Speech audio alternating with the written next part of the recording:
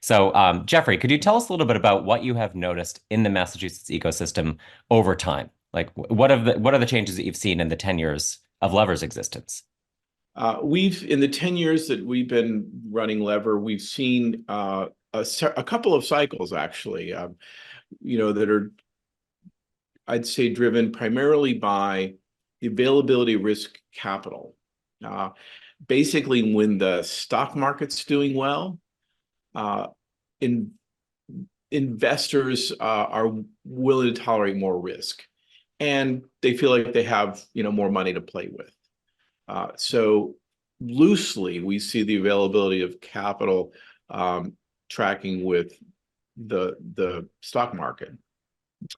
Um, but then there are other factors that come in early in the pandemic. We saw very little investment activity. Just there was so much uncertainty that people were unwilling to commit risk capital. But then about a year in, we saw a very high level of deal flow and capital moving into early stage startups. And actually the pendulum really swung in the favor of the startups. And I would say there was a lot of money chasing a relatively small number of quality deals, which favored the entrepreneurs. Sure. Pendulum swung back about a year and a half ago.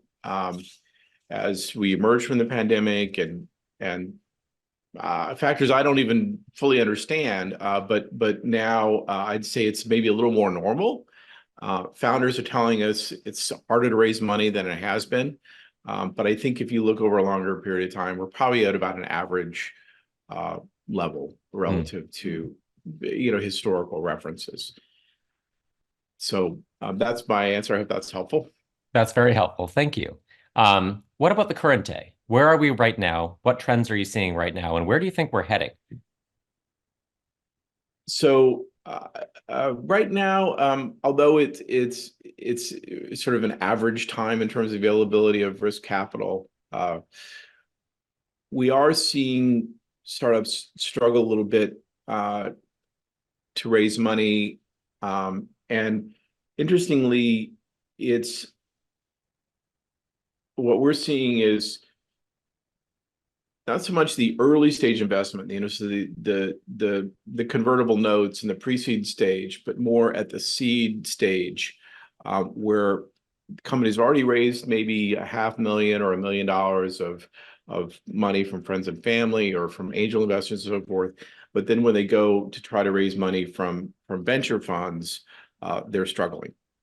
So we're seeing the bars have been raised by venture funds. They're looking for less risk. That means they're looking for companies that are in the market that have got some good traction. There's good revenue growth, maybe some profitability, and they're also looking for what we say lower valuations. So they're negotiating harder for better deal terms, essentially buying a larger fraction of the company for the same amount of money, Okay. relative to, say, a year and a half ago.